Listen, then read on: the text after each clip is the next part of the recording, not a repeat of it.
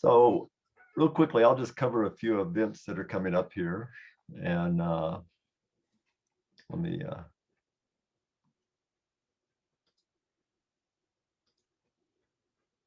so I think Randy's got a Peer Mentor sunrise photo shoot this coming Saturday. Yeah.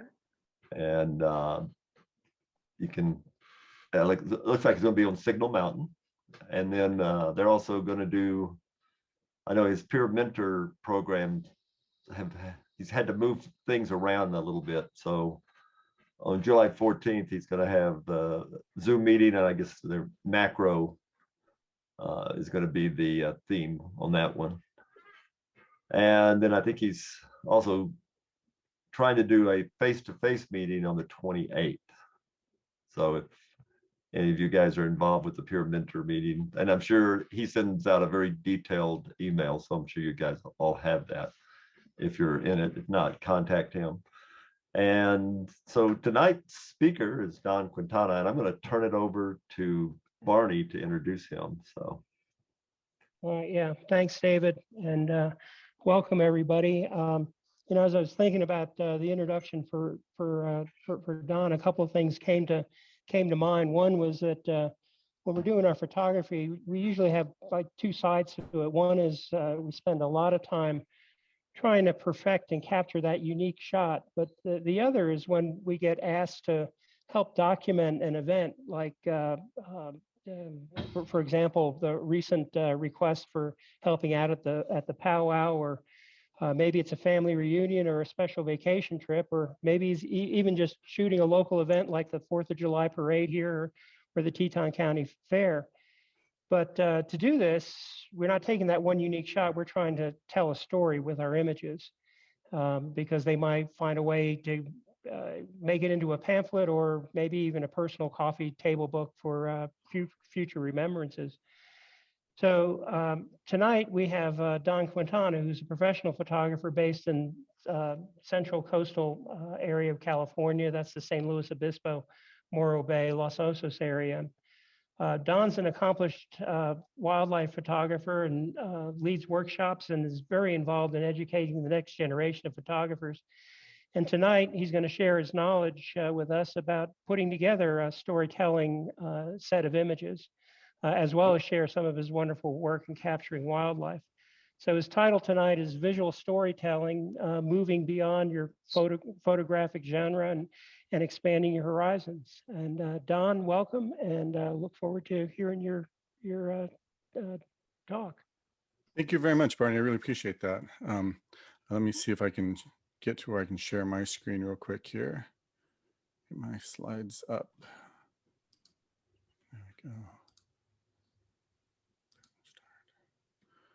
Okay. I'm trying to get to where I can escape. Hold on just a second. Zoom. Share screen.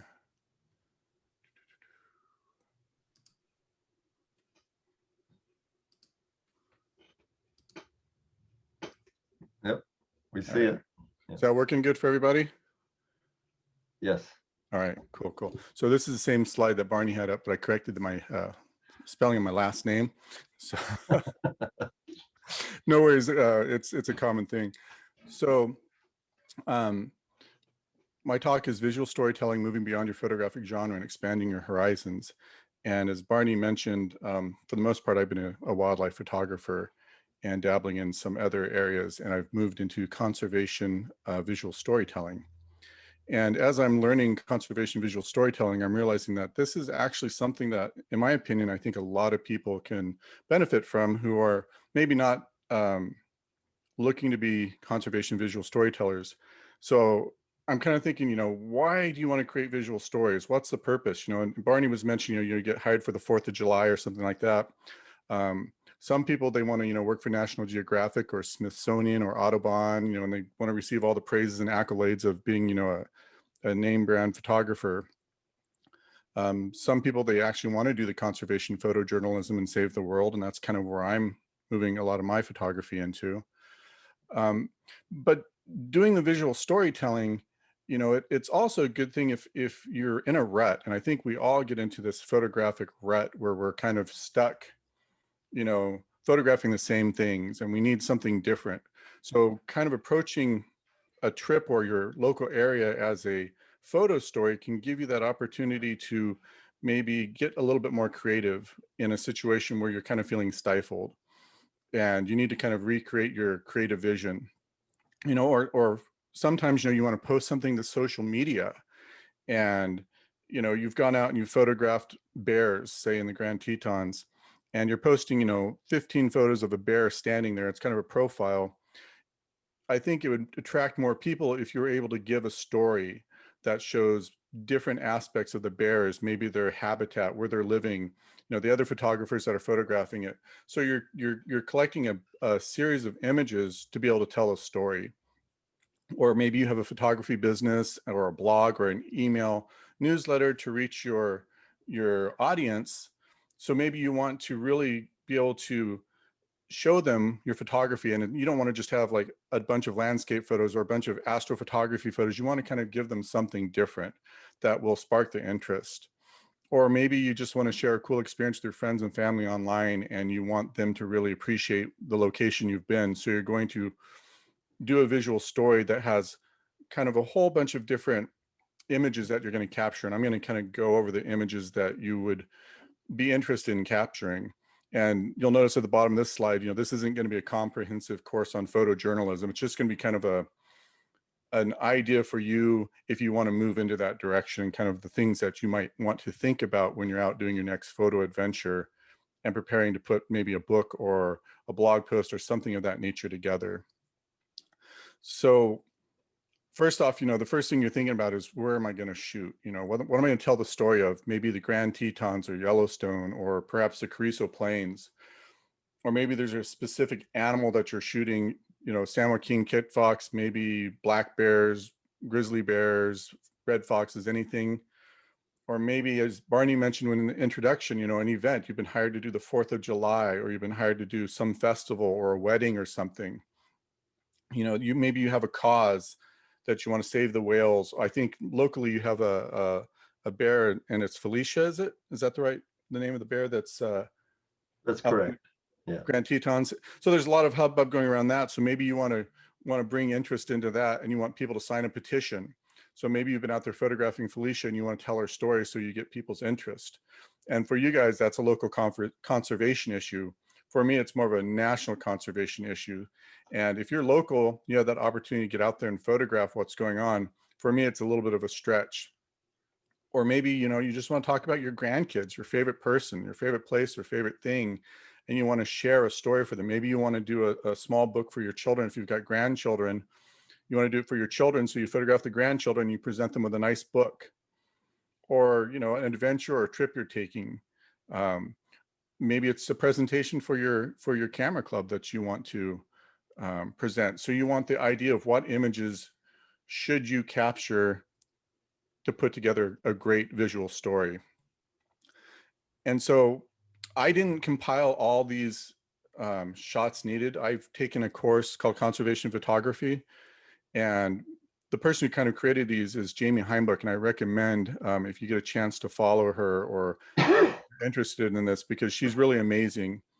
And so I've collected this from my experience in the class, and this is whenever I go on a photo tour with clients and say we're going to the Eastern Sierras, I give them these 7 shots and say, hey, in order to make your adventure with me a little bit more of a memory, consider taking these shots when you're out in the field, because we'll shoot maybe wild horses, fall colors, petroglyphs, and all kinds of, and I think it would be really good for them to be able to capture different things so that they can tell a story.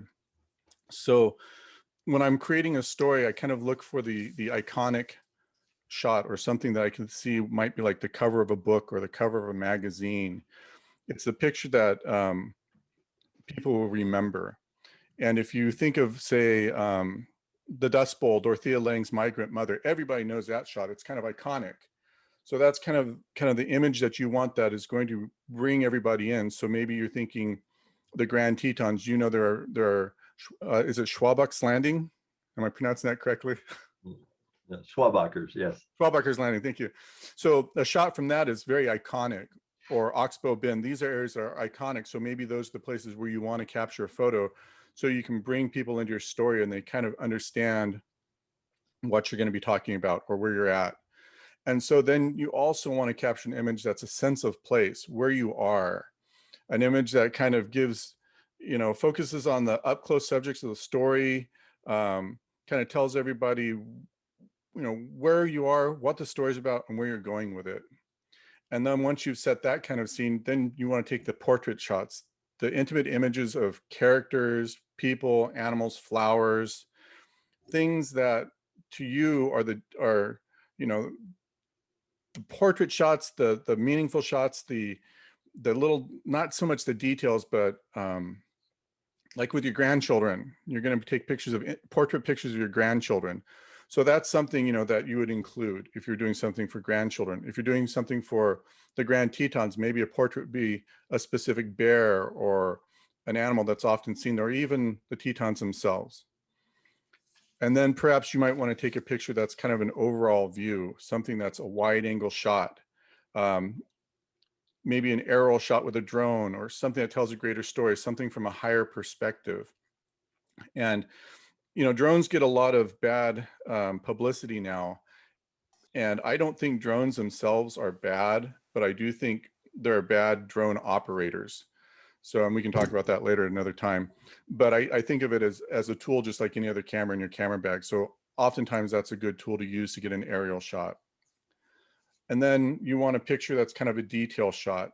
It could be a macro, it can be bits and pieces of the story, it can be a footprint, like a grizzly bear footprint in the Tetons. If it's your grandchildren, it could be maybe the size of their hand in comparison to the size of an adult's hand, because you're capturing a detail or a fond memory of that particular moment in their life. And then the next shot you want to capture is kind of an action shot. Maybe, you know, a grizzly bear running, or another animal running, or wolves on a kill, or maybe your grandchildren. I know that's a nice segue from wolves on a kill to your grandchildren, or your grandchildren, you know, on swings or playing something that's, you know, capturing that moment of their life that's action. And you can use long exposures for this. You can stop the movement, anything that kind of conveys action. And then you're going to want a conclusion shot, a final image that's going to tie it all together. For landscapes in a park or something like that, it can be a sunset, a storm coming in. You can have something that's a call to action that kind of tells you why we need to save a specific animal or a situation.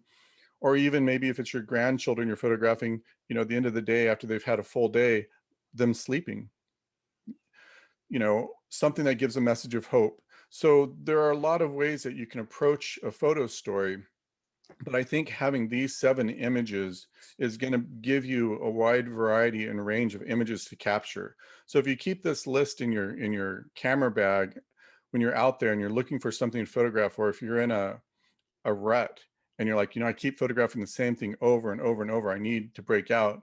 Then when you go out to photograph a location or something, you can pull out this list and say, hey, can I capture any of these images? So when I go to a location, let's see if I can get this to move the next slide. Oops. So for example, say I'm going out to the Carrizo Plains and I've got my 7 shots that I know that I need to capture. The next step for me is to sit down and think about all the variable images that I can capture. So the Carrizo Plains is an amazing area located here that every once in a while has a massive super bloom of wildflowers. I don't know if you guys know about the Carrizo Plains. So thinking about the Carrizo Plains and a massive super bloom, I'm thinking of what are all the shots that I can capture? And I'm not putting them in those 7 categories just yet. I'm thinking about them. I'm just basically brainstorming before I get out in the field. Fields of flowers, individual flowers. If there's clouds, I want to photograph the clouds, vernal pools, the mountains, the timber rains around. I want to capture pictures of people enjoying the flowers, people photographing the flowers, people destroying the flowers. That could be a conservation story. Animals and other visitors to the Carrizo Plains. Perhaps a welcome sign, you know, welcome to the Carrizo Plains. I want to photograph roads leading through the fields of flowers. I might see if I can get on a hilltop to get a high ground perspective. Maybe I'll bring a drone and fly that above it if I can, providing I'm not going to be harassing anybody or any wildlife. I want to capture the weather. I want to capture low ground perspective. So maybe I want to get the view of a flower or the view of a antelope ground squirrel, something that lives there. I want to photograph Soda Lake. It's a large, dry lake bed that's in the middle of the Carrizo Plains.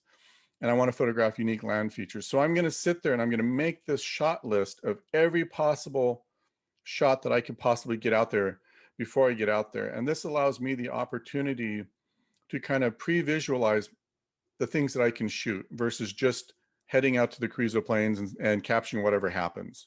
It kind of gives me an idea of what are my possibilities. And then from this particular shot list, after I go and take all the images I'm taking, then when I get back to my studio, I can drop them in the different folders, and I'll show you my folder structure. So I'm going to kind of show you a couple of examples of going back to the shot list. The cover shot, the sense of place, the portrait, the overall view, details, action, and conclusion. I want you to kind of keep these shots in your mind. And I'm going to go to some examples here and see if this gets me over here. I'm going to stop screen sharing and then go back to screen sharing here.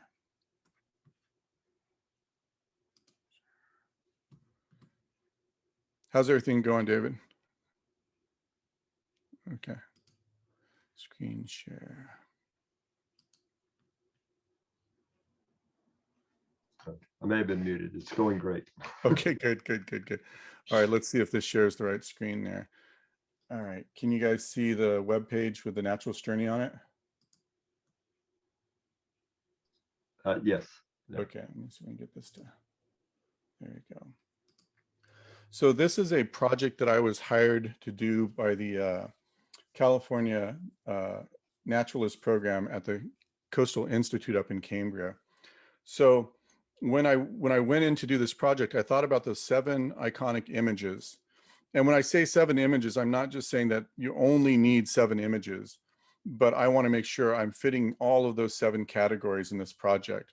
So this project might have maybe anywhere from 12 to 23 images in it. So let me move this over here a little bit. Okay, so my cover shot, I'm looking at my cover shot and I'm thinking, you know, is this iconic? Is this kind of telling the story about the California Naturalist Program? So I've got some naturalists out on the hillside and I've got the classroom. So to me, these were images that I captured that kind of conveyed, you know, an iconic shot of what the Naturalist Program is. It's both in the classroom and in the field. And then as I go in, we're looking at some of the things that I thought were kind of details, flowers that were on the cliffs that we observed, kayaking, a young girl's legs in the mud because we walked through the mud. So these are more of the detail shots, as well as some action and portrait shots.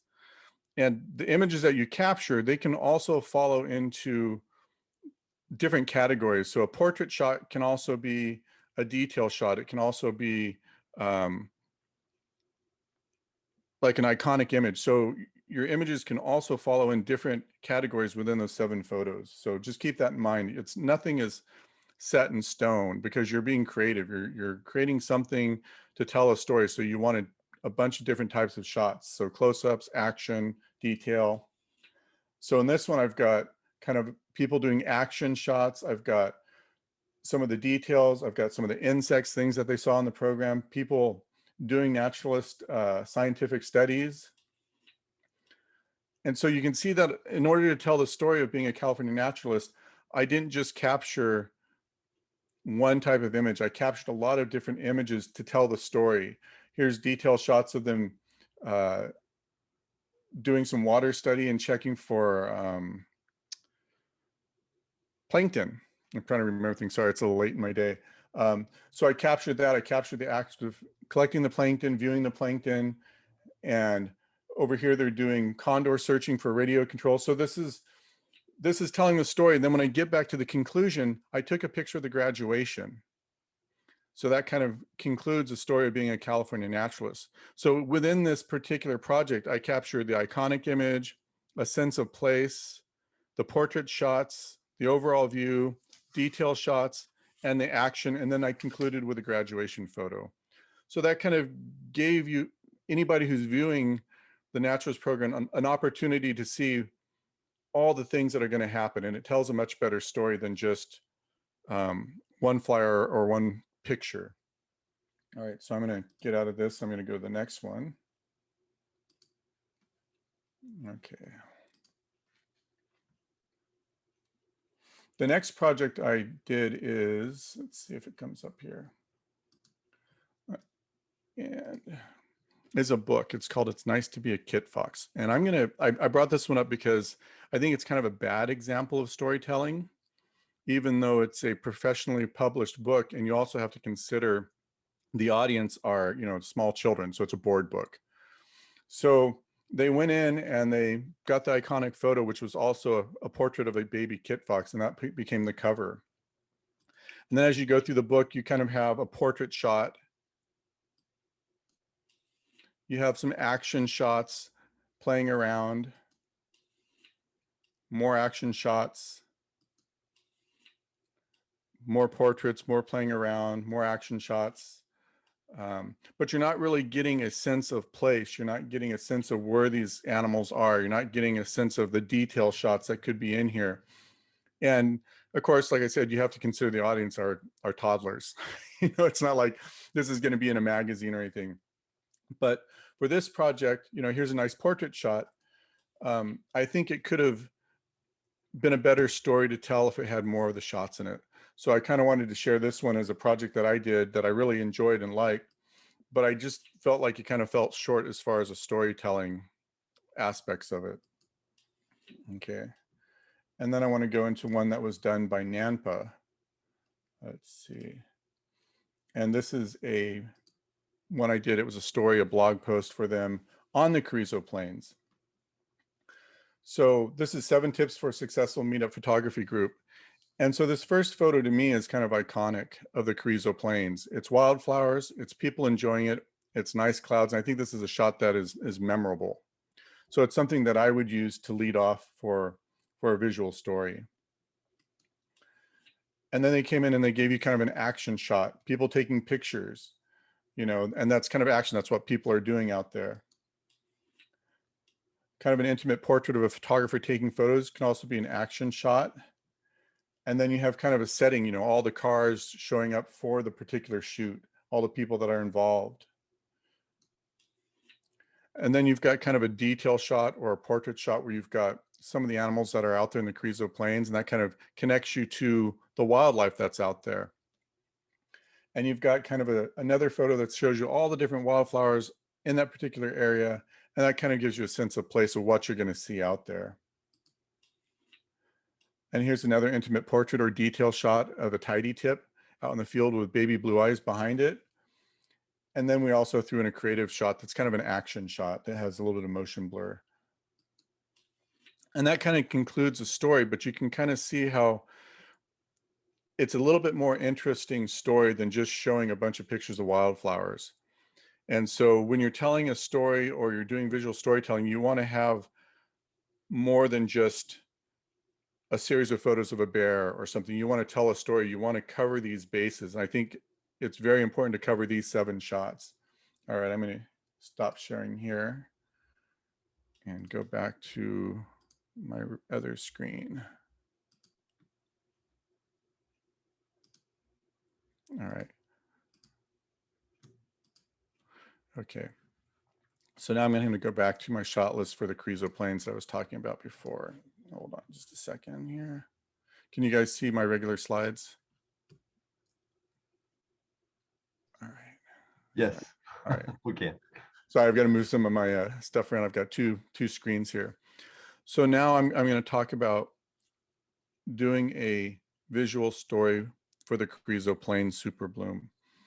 And as I mentioned before, I sat down, I created a shot list of, and this is just a sample shot list. It would be a lot more intensive if I were going out to the Carrizo Plains to think about what I want to capture to convey that story. So we talked about all the aspects and all the things that I'm going to look for when I'm out in the Carrizo Plains and pre-visualize how I want to capture these to tell my story. All right. So once I go out and I capture all my images and I spend my day out there, or 2 days or 3 days out there, I'm going to come back and I'm going to create a series of folders on my computer. And I'm going to take everything that I have taken and that I enjoyed, that I like, not, the images that I process, and I'm going to put them in a folder, which I call my main project folder. And then I'm going to have a bunch of subfolders that are going to cover what images I think could be the cover shot, the iconic shot, sense of place, portrait shots, overall view, details, action shot, and conclusion. And what that's going to look like on my computer, this is kind of my gallery of all the images that I have taken. So you can see there's some detail flowers, portrait flowers, there's some grand landscapes, there's some people photos, portraits, there's all kinds of photos. This is my image dump. This is where I'm putting every image that I took that I enjoyed and liked. And so once I've got that going and I've created my folders and I start dropping them into that. So here's my folder structure on my computer. I've got all the iconic image, sense of place, portrait, overall view, detail, action, conclusion. I've got all my images here. And then I've got the final story that I'm going to put out for publication or whatever my final destination is, whether it's camera club presentation, magazine, article, or wherever I'm going to go for my story.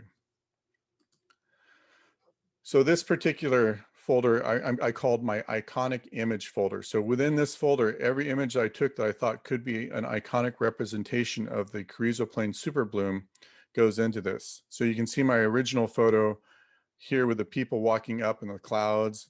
I've got some nice gold fields. I've got one that's got the storm moving through, vernal pools. I think a lot of these pictures are what I would call iconic. So those go into my iconic image folder. And for each folder I have, I'm going to take those pictures and collect them and drop them into that folder for my later publication. And then I'm going to choose one or two to represent that particular topic in my visual story. So for the Carrizo Plains, I chose this one as my cover or iconic photo. So this is the photo that I particularly felt had the biggest impact in the story. And then I wanted a sense of place, something that kind of said, well, where are we for this story? So I think signs that say, welcome to the Carrizo Plains or welcome to Yellowstone or Grand Tetons, those are great ways to give a sense of place, is to take a photo of the sign of where you're shooting. This is another image that I thought was kind of a nice image for a sense of place that went into that sense of place folder. I've got baby blue eyes with a Soda Lake in the background and the entire Carrizo Plains Valley where you can see the gold fields and stuff. They're out of focus, of course, because I wanted that shallow depth of field, but it kind of gives you a sense of place of the super bloom. And then I wanted my intimate portrait shot. So this is a photographer, my friend Marlon Harms. And to me, this is kind of a nice portrait shot of Marlon. Shows him taking pictures. This could also be classified as maybe an action shot for my story. Either one, it could fit both categories. For me, I felt it was more of a portrait of Marlon.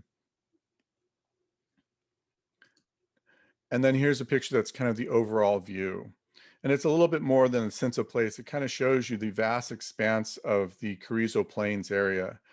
It's got the hillside daisies in the foreground. You can see painted rock over here.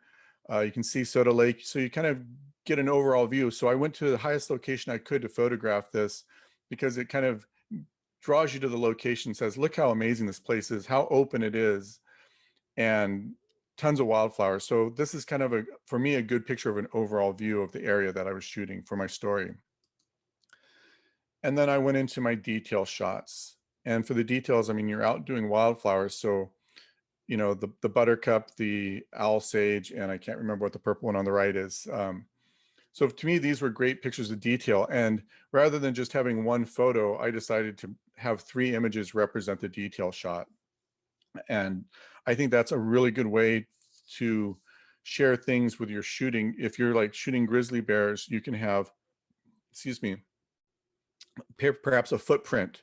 You could have scat, you can have anything that kind of helps tell the story that's a detailed image of the bears or whatever your location could be. Even if it's like, say, the Grand Tetons, you can, you know, shoot part of the Tetons with a 500mm lens and compress the image so that you've got a little bit of detail of that particular iconic image. Just something that kind of draws you in to the details of the area and why somebody would want to come and photograph the Carrizo Plains, because of the vast number of flowers that you have to photograph there. And then this shot is my action shot. Once again, this could be an intimate portrait, but to me, seeing the photographers out in the fields shooting the wildflowers, that's kind of an image that I want to capture as far as action. I also captured some of the wildlife that was out on the Carrizo Plains. Kit foxes interacting. They're an endangered kit fox. I captured a pronghorn antelope jumping through the fence, and in the Carrizo Plains, they take the barbs off the top part of the fence and the bottom part of the fence for the pronghorn to jump through without getting snagged. And this was kind of a nice action shot while I was out there of a pronghorn doing just that. So this was kind of a nice thing to show the action of some of the participants or animals that you'd see out in the Carrizo. And it could also be a personal, an intimate shot, or it can be a detailed shot. So it can fit in any of those categories. For me, this was more of an action. And then I'm going to look for my conclusion. So that particular day, as we were photographing the Carrizo Plains, storm clouds started to move in, and those storm clouds kind of signaled that, maybe our shooting was over for the day. Maybe it was time to leave. And so I captured this one because it had really nice lighting on some of the wildflowers. And then my final shot is a storm moving across the Carrizo Plain saying, yeah, the day's over, it's time to move. And so that was my conclusion shot. So you can see from the beginning how my story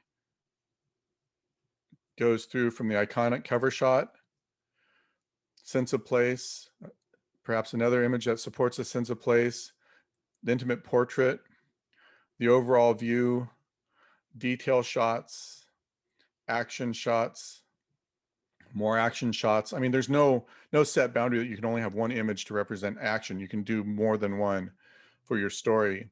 And then a shot that trying to concludes your image. Clouds are moving in, storm is on the front, time to go home. So in conclusion, what I want to convey to you is when you're doing a project, whether it's 4th of July, your grandchildren, a conservation issue, no matter what it is, and you want to tell a good story, maybe it's just to post on Facebook or something of an adventure you went on, consider these 7 shots to convey a good story, to kind of tell the people, your viewers, what you're doing. And it just makes things a lot more interesting. And maybe you do want to do a publication, maybe you've been hired by a publication to cover a certain event. Having these 7 categories of shots is going to make your project so much easier if you consider them when you take the picture. Your cover shot, sense of place, a portrait shot, the overall view, a detail shot, action images, and conclusion. And there can be more than 7 images. I like to go anywhere from 7 to 12 images when I tell a story. And some of the resources that I think are really good, JamieHeimbuch.com, a really good friend of mine, she has a PDF to download for the 6 must-have shots for a powerful photo story. And that's a really nice PDF that you can download for free. I think you just have to give her your email. And then there's also an online community called wildidealab.com, and it's for conservation photographers and filmmakers. And it's kind of a support group for people who want to be visual storytellers, whether they're using videography or photography. And there's a lot of really good support there. It's a little expensive, but I highly recommend it if this is something you want to get into or are interested in. And then conservation photography and filmmaking at Conservation Visual Storytellers Academy. If you really want to get into this to actually submit to magazines, Audubon, Smithsonian, National Geographic or something, that's a great resource where you actually can make connections with the editors who publish the magazines and the image buyers. So those are some of the resources that I've used to come across my personal approach to visual storytelling. And I think that's the end of my presentation, David. Is everybody awake? That was great. So yeah, we'll throw it open for questions. Okay. Anybody's got anything?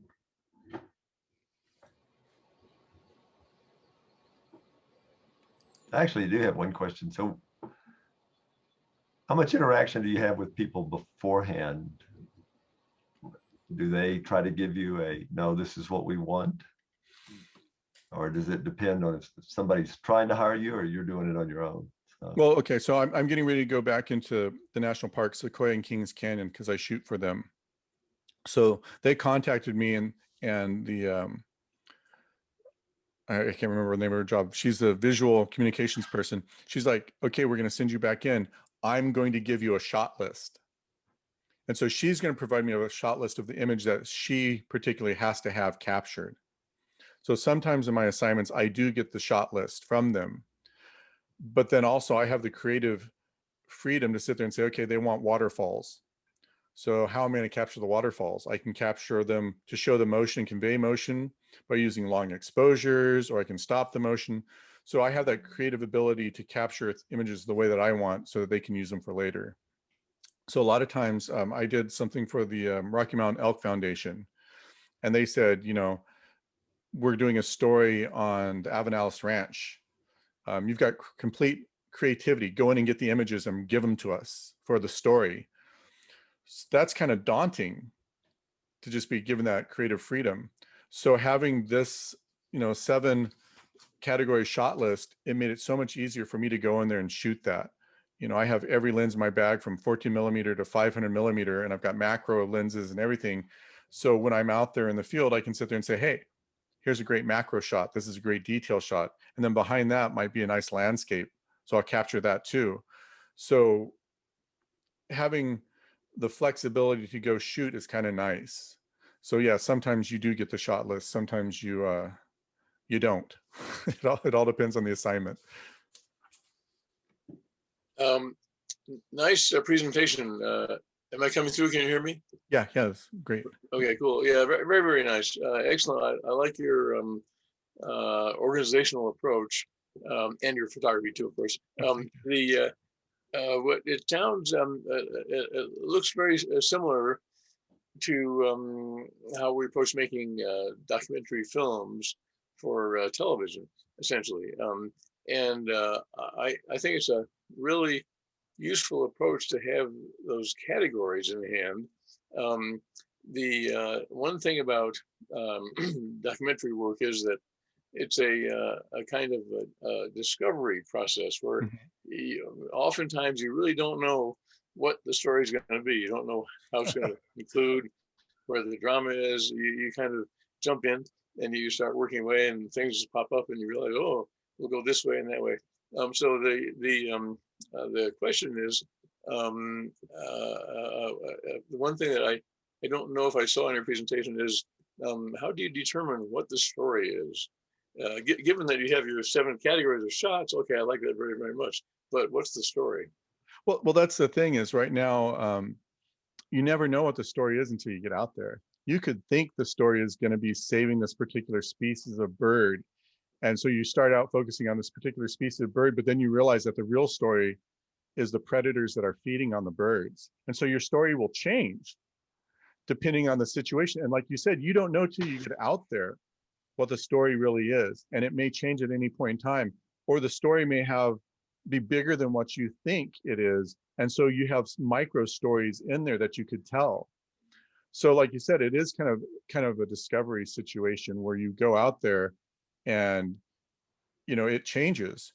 But I think going out there prepared with a shot list allows you to kind of recognize that, you know, things are changing. And as they're changing, this moment I'm going to capture here that has nothing to do with my original story is the story. And so you can start changing it and morphing it and going in a different direction. And maybe you'll come out of a project with 2 or 3 stories that are separate. Maybe it's the scientist that's protecting the animals. Maybe it's the animal itself. You know, and it may not be what your original intention was when you went in, because, you know, it's things change. That's how life is. That's kind of the reality of every situation. Yeah, that makes total sense. I'm curious your take on the idea about say hitting out with or without some idea of what the story that might be that you're looking for, so that you kind of you might never get there. You might never even do any part of that story, but right. yeah, you know what I mean? Yeah. Yeah. But I think, it's for me, having some idea of brainstorming images, especially with wildlife. I was out photographing the bobcat on the Madison River a few years ago in winter. And before we went out, my friend Tim and we talked before we went out for the first day, and we sat there and said, what image would you like to capture? I'm like, oh man, I'd love to capture that bobcat jumping from a log to another log. And he's like, yeah, and I want to capture it at the water's edge drinking. And so when we sat there and talked about that, it was almost a pre-visualization conversation that allowed us to sit there and recognize that, hey, this situation was just getting ready to develop, and now you're going to capture that image. And so that was kind of nice to have that already set up in your mind, that this is the moment that we wanted to capture, versus just going out there and going, oh, I missed the moment because I didn't see it starting. So I have a question then about your bobcat. Did you get the picture? I did. Cool. I got the bobcat in midair. I was very happy with it. So. Well, that bobcat's kind of famous in this club for a story we won't go into now, but yeah, it's we've had a lot of people try to get that bobcat. Well, gosh, this was, I think, the first year we went out there, we saw the bobcat, and there were, I think, 5 of us there shooting it, and that was it. And then like the next year, there were way too many photographers there trying to capture it. So, but yeah, that's another story for another time. Yeah.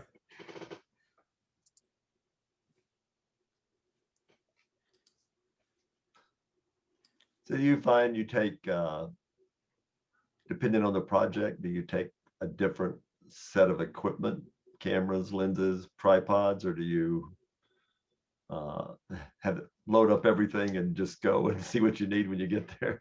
I take everything because I never know what I'm going to need. And so when I'm out in the field, I have everything that I might possibly need, because I know there have been times when I've been out in the field previous and I went, I really wish I had that wide angle lens, because man, this landscape is amazing, or the sunset that's happening is just incredible.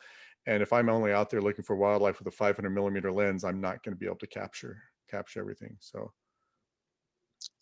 How much do you tend to use in front of the lens filters, like grad filters, or sunset grads, or anything like that? Not too often. I don't. I have a circular polarizer, and I have a 10-stop neutral density filter, and that's about what I use. I am not primarily a landscape photographer. I'm primarily a wildlife photographer, and I do a lot of macros and stuff. I can appreciate a great, beautiful landscape when I see it, and I've done okay. I haven't done, but I don't really specialize in doing the landscapes. I have the stuff in my bag, but I don't use it as much as I probably should, to be honest with you. I mean, there have been a lot of situations where I probably could have used it, and it probably could have saved my shot. I'll throw another one out here.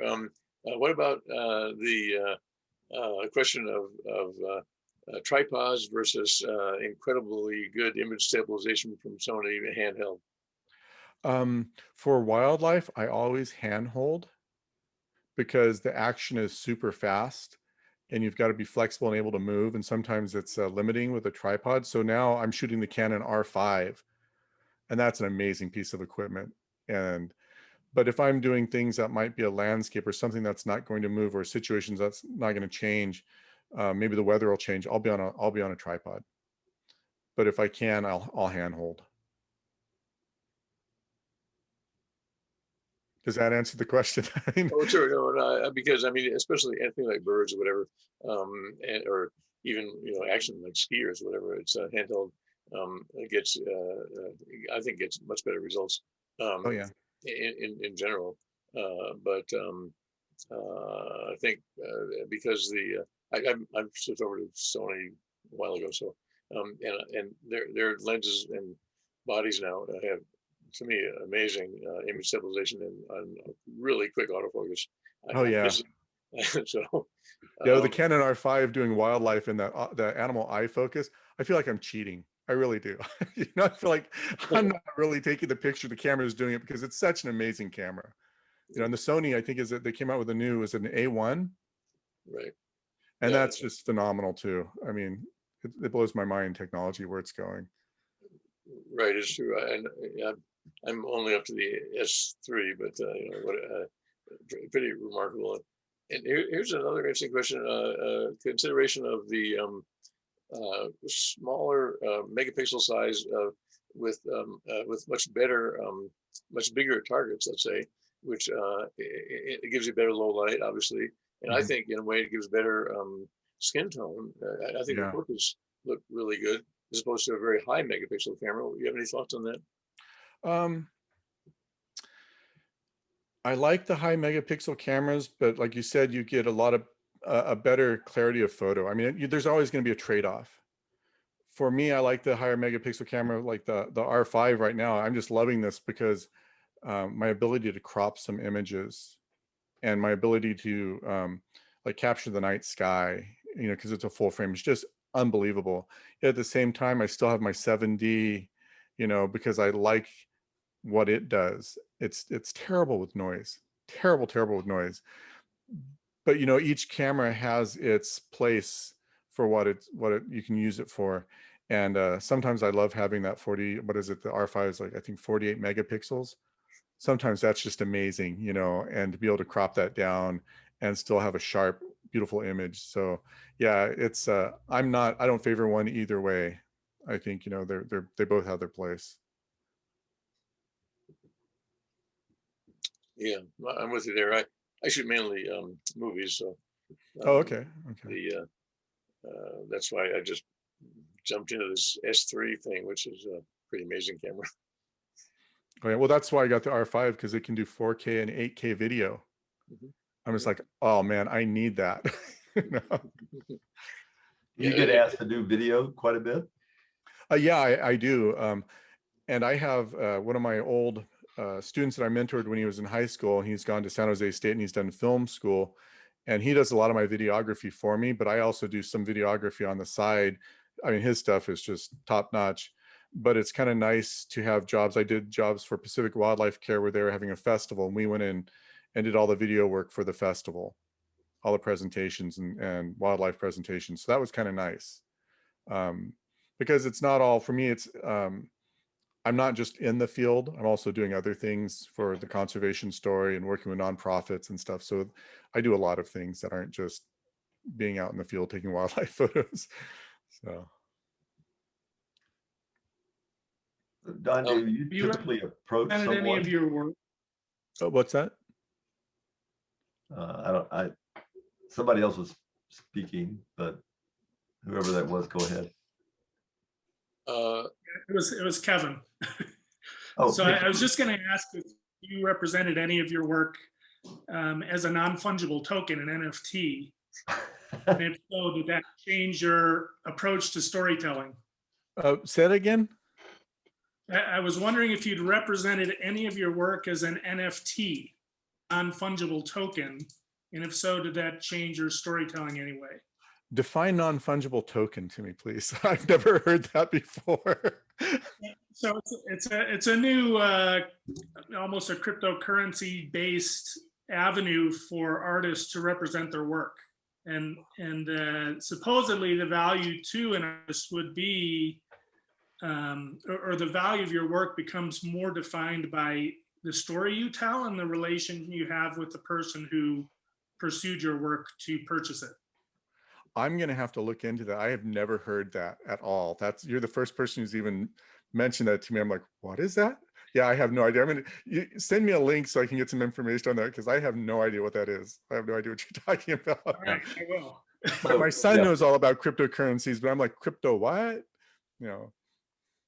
Yeah, Kevin, that's an interesting question, because I've read a little about, well, of course, there was this, recently somebody got a huge amount of money for, you know, and I find it fascinating that somebody's basically thinking they're buying the original zeros and ones, but it's like, I guess they've got a tag on each zero or one. I don't know.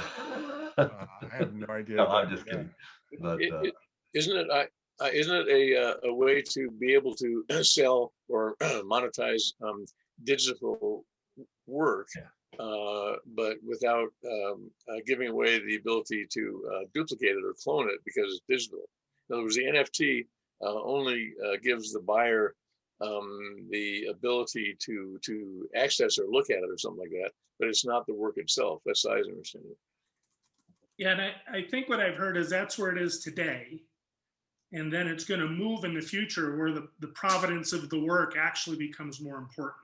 So there's an evolution occurring. It's a little sensational right now, but the people who are underneath it feel it will mature into something more valuable that particularly gives artists a means to protect and value their work differently. So I'm just curious because the storytelling aspect about it is played up as being so critical. So I'm learning too. Now I don't know everything about it, but I'm trying to learn the mechanics behind this thing. So I'm asking. I'm interested. I'm very interested. Well, all you have to do is say non-fungible token and everybody will think you know what you're talking about. So I got to write that down on my sticky notepad too. oh yeah, NFT, I got it. Yeah. So I did have a question though. Do you,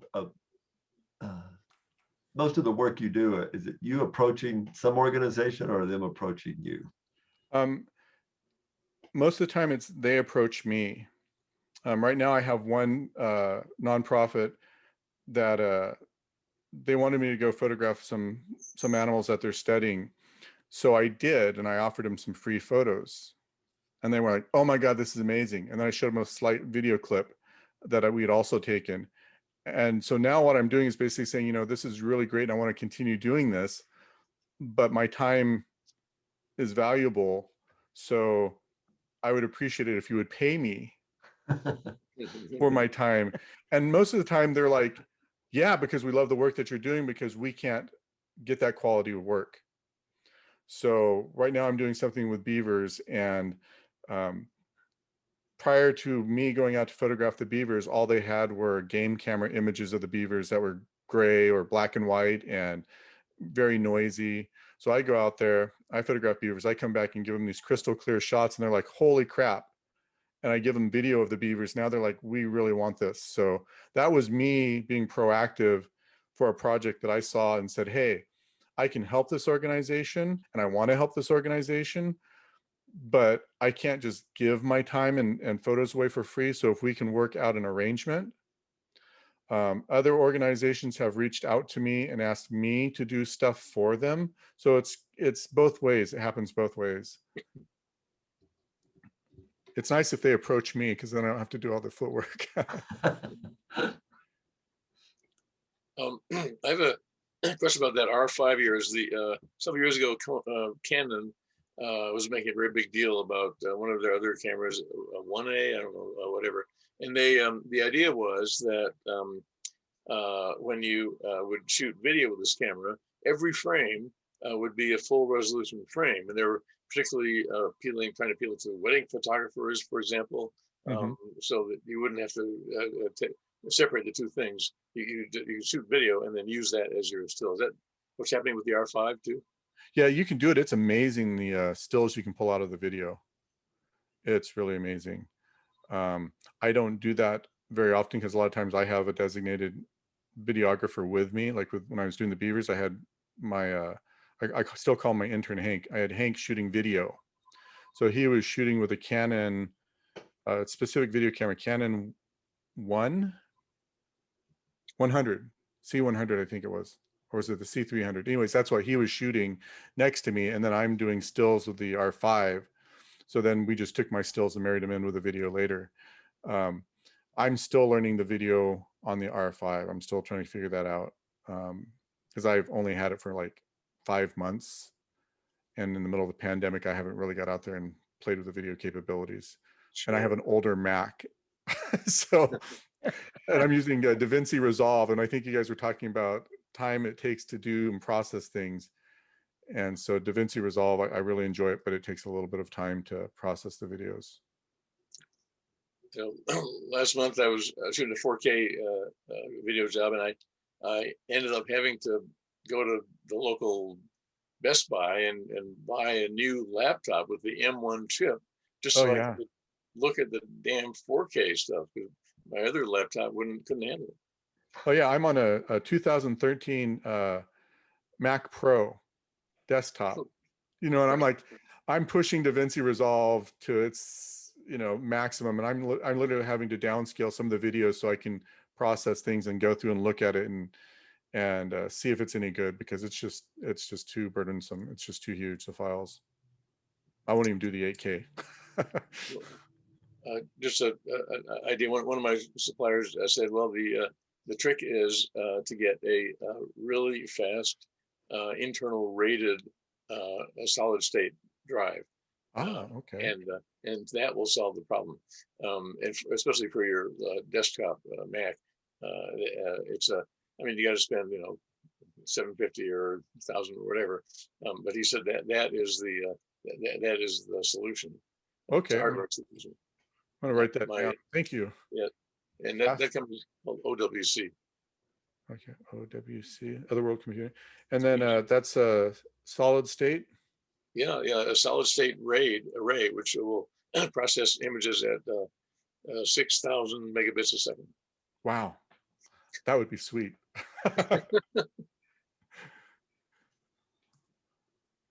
Well, Don, if it makes you feel any better, I've got a 2012 MacBook Pro. Okay, good. I don't feel so bad. But I did put a solid state drive in it. That's the only reason it's still keeping up. Yeah, I think I'm gonna have to do that, because it's you know, it does okay right now, but it's starting to die.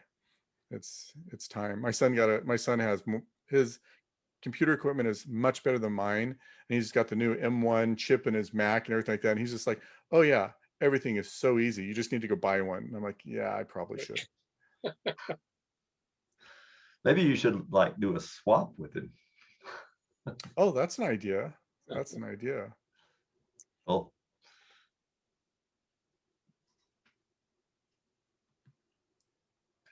Anyone else?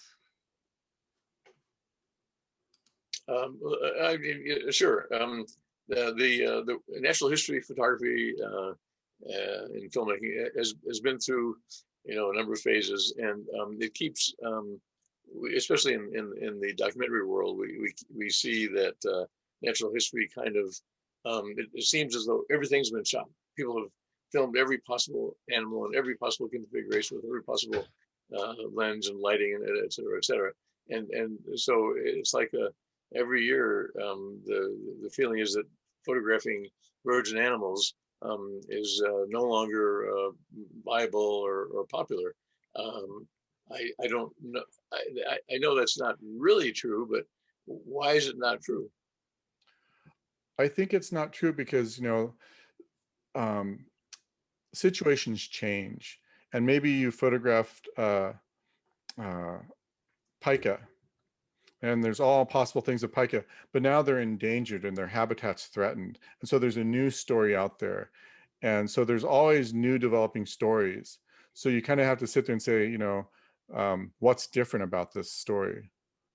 How are things changing? How can I present it in a unique way? What's threatening? What's preserving? What's saving? What's the conflict that's happening between this particular species now? And just run yourself through all the different scenarios, searching for something new. And that's really honestly one of the most challenging things with visual storytelling, is you may come up with a great idea and you're like, man, this is the best idea since, you know, ice cubes. And you start researching it and you realize, crap, it's been done like 15 million times. So then you have to sit there and say, okay, well, what's the story within that story? Maybe there's a scientist who's made a breakthrough on some aspect of that story. So now here's your news story. And so you chase that avenue because maybe he's never been interviewed. His perspective has never been shared. And so you may start out with a story that's been, you thought was unique, you find out has been done ad nauseum, and then you pick through that story and find out what story has not been done. I think that's why you can find fresh ideas still. You know, yeah, I think for me, that's maybe one of the reasons why I'm actually getting into visual conservation storytelling versus going out and photographing bears, because I mean, there's not much unique you can take of a grizzly bear. All the shots have been taken for the most part, or you feel like they have. So you've got to try to get something unique. That sure makes sense. But what something comes to mind is it's maybe an American obsession with newness all the time. But Mhm. if you look at, let's say, the Japanese tradition, generation after generation will paint Mount Fuji. Yes. Now, what's going on there? Yeah, because it's there's a book out and it's called the Understory. No, the Overstory. I think it's the Overstory. And in one of the books, the family for several generations photographs this one chestnut tree that they have in the yard. And how are these pictures going to change? But they take the same picture, but over a period of time, you've preserved the life of this tree. And for some people, it's not about newness, it's about preserving the traditions. And like Japanese culture, they're very traditional. And so it's preserving the traditions and then putting your own particular perspective and flair on that painting, because every painting is going to be unique regardless, because every painter is different. Every painter is going to bring their unique vision to the painting and the story. So that's kind of how I look at things. Does that make sense? Oh, sure. And I think we need more tradition here in our world. We don't have a lot of tradition. I do too. I study a traditional Japanese martial art, and that's one of the things, is it's like, it's beautiful. And even though, there's handguns and all kinds of different ways to dispose of an opponent, aggressive opponent, there's nothing more beautiful than this traditional martial art that was used by the samurai. Yes, we use swords. Nobody carries swords anymore. Yes, we have, but it's beautiful. It's a tradition that's beautiful and needs to be preserved. And I look at things that way also. I love that. Which martial art? It's called Daito Ryu Aiki Jiu-Jitsu, Kodokai. And have you heard of Aikido? Yeah, sure. Okay, the Sure. founder of Aikido, Morihei Ueshiba, actually studied this art, and he took the techniques from Daito-ryu and created Aikido. And no one had ever heard of Daito-ryu until this one gentleman in the 70s started researching Morihei Ueshiba's life and discovered this little old Japanese man who was his teacher. And then he watched the art of Daito-ryu being demonstrated, and he went, oh my God, this is the foundation of Aikido. And so that's the art I study. It's very traditional. It's in the United States, I think there are maybe 5 places where you can actually train the art for real. And the highest ranking instructor outside of Japan, I went to school with his kids since elementary school, and he lives like maybe half a mile away from me. He's 84 years old. I mean, it's just amazing to be able to train with him and maintain that tradition. And he looks at me and says, you're the next generation. You have to preserve my teachings and the tradition. And that's what I'm working on now. So. Nice. A shot list for that? Yeah, I do. Yeah. Not so much a shot list, but the techniques that I need to preserve to make sure that not only do I preserve the art, but I also preserve what he brought to the art as my instructor and his unique approach to the art. So I think you got a story there. So I think so too. Well, thanks for sharing that. That's very. I think Aikido is perhaps the highest form of that kind of practice. Oh yeah, it's beautiful art. We have a saying: the best way to defeat your opponent is with a glance.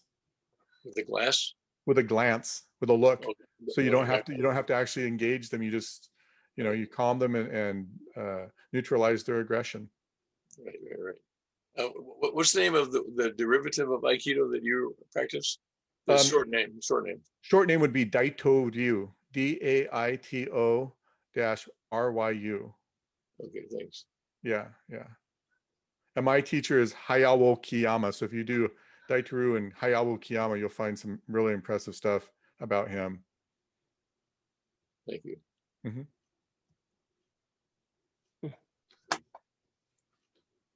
if nobody has anything else, we'll wrap up. That was great. Oh, thank you very much. I really appreciate you guys having me. It was nice. Yeah. Thanks, Don. Well, thank you. Wonderful. Yeah. I think we all need to think more about what's the story with even a single photograph. So yeah, it helps me, when I'm in a rut or I'm just doing, I sit there and say, hey, I'm out here. What's the story? How can I change this? What can I do that's different so I can break out of my rut? Because I'll drive around for months with just my 500mm lens And, you know, I've got my whole camera bag and it's like, there's other things happening and I should just put down the 500mm and grab something else. Yeah, I agree. I want to add one little thing that I always put onto that, and that is, what's the story and who is the audience? Exactly. Yeah. Who's your audience? That's great. That's great. I like that. Well, cool. All right. If nobody has anything else, we'll wrap this up. That was great. I think I really learned something from this. Oh, thank you. I get. I think we all get wrapped up trying to take one shot, and sometimes if you have at least a story in mind, you get something different than you were actually going out for. So. Yeah, and I think if you go on a trip or something or an adventure to someplace, you know, you want to come home with a story versus just a series of images. You know, you want to be able to tell that story and share that story. So, and thank you guys. I really appreciate it. Yeah. All right. Thanks, Don. Thank you. Have a great night, everyone. Good night. All right. I'm going to wrap this up. Excellent.